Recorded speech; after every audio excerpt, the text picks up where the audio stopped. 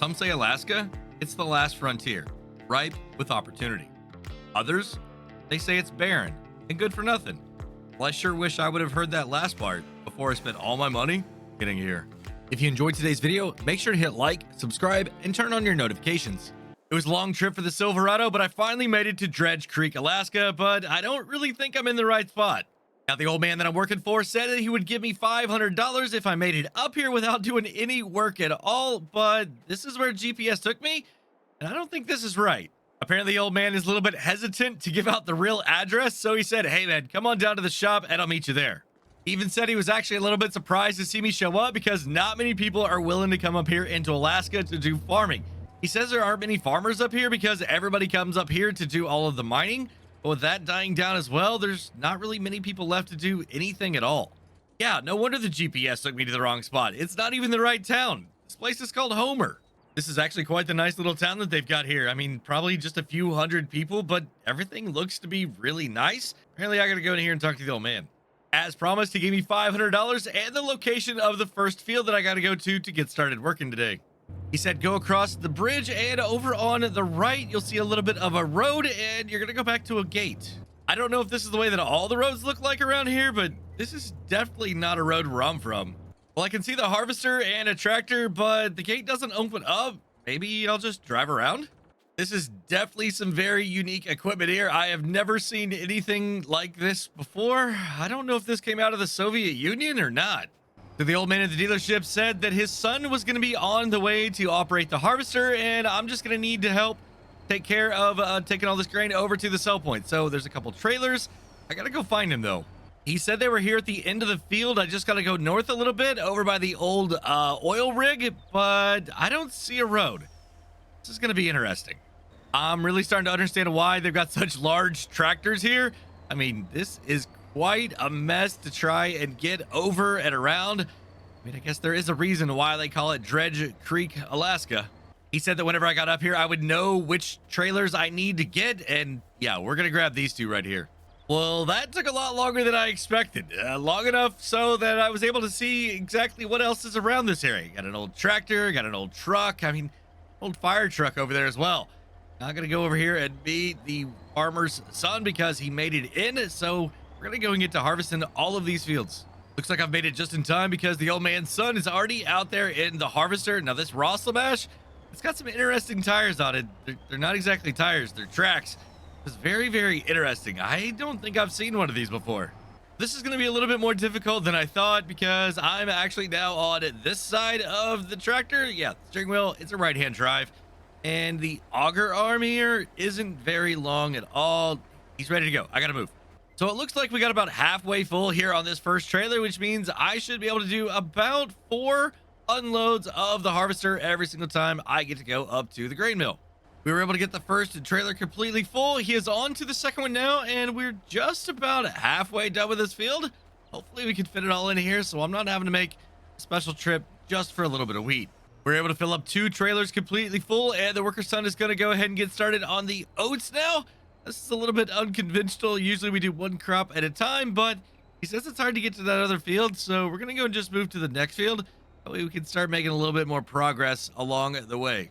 And as for myself, I've got to take both these trailers across the bridge again and then back over to the store that I was at to meet the old man. Apparently there's a grocery store or something right next door to that has an underground storage system. That way it keeps all of this grain nice and dry. The worker's son said take it around the back, and it should be right there. All we gotta do is just dump right into it. And there is load number 1 here off of the oat field. Now the good thing is that got another oat field just right over this bridge right over here. So I'm gonna be able to put everything into these 2 trailers and then take it all at once. Hopefully both fit, but if not, then we're still gonna be in oats after coming out of oats. So it's gonna be a little bit easier. So now I know the real reason for the tracks. It's to get over all of these rock piles. I don't know how he did it, but he did. And now we're off here on oat field number 2. I should have plenty of room here in the trailer. This first one, it's not even completely full. And this field right here is smaller than the first one that we did. Well, we did it. We got all of the oats loaded up here into just the 2 trailers. And now they are started on the barley fields. Yep, we got 2 more barley fields here. We are just probably about halfway done. A long day so far, but A little bit left to do. That trip took a little bit longer than I think the worker's son wanted because he is ready and he's been hollering. Field number 4 is now done, and I'm going to let him take the lead on getting over to the next one. And he sure picked a really interesting spot to be unloaded here. I'm like all the way over here in the ditch. Well, the son says we have 2 more fields to get to. He's on his way to them, and I'm off to unload all of this barley. Both trailers are brimming full right now. I'm going to take it a little bit easy so I don't blow any of this out with the wind. We are in the home stretch now with only 1 more field left to go. We've got this little bit of one right here. It wasn't even enough to fill up a full hopper in the harvester. Let's go in here in the first trailer, and then this other little bitty field that we've got here on the other side of this is going into the second. And that is it. Both fields are now done, and I've got 2 different crops here in the trailer, so it's time to go sell them and then talk to the old man and see what's next. Y'all, the old man is feeling generous today. Now, we actually had an agreement where he said that he would pay me 2% of all of the revenue that he made off of all the crops. So we had a little bit over $60,000 in crop sales today. Made an extra $1,200. Up to $1,700 now. I asked the old man what was next, and he said, well, we've actually got to get a little bit of mowing done, but the mower is up at the shop. So I'm going to run up there right now, pick this bad boy up, and maybe mow up a couple fields. This guy's got some very interesting equipment here. A torpedo? I've never heard of this tractor before. Got a K-branded mower there on the back. So this right here is field number 1, and we've got another one up there close to the other farm. I don't know exactly who owns these pieces of property, but we're going to go and get started here. Yeah, this torpedo, I don't know how much longer it's going to last. It is blowing smoke like crazy right now. The mower's working good, though. Went ahead and did a full headland, and now I'm started on the second pass. This tractor, I don't know. It doesn't seem like it's going to last too long.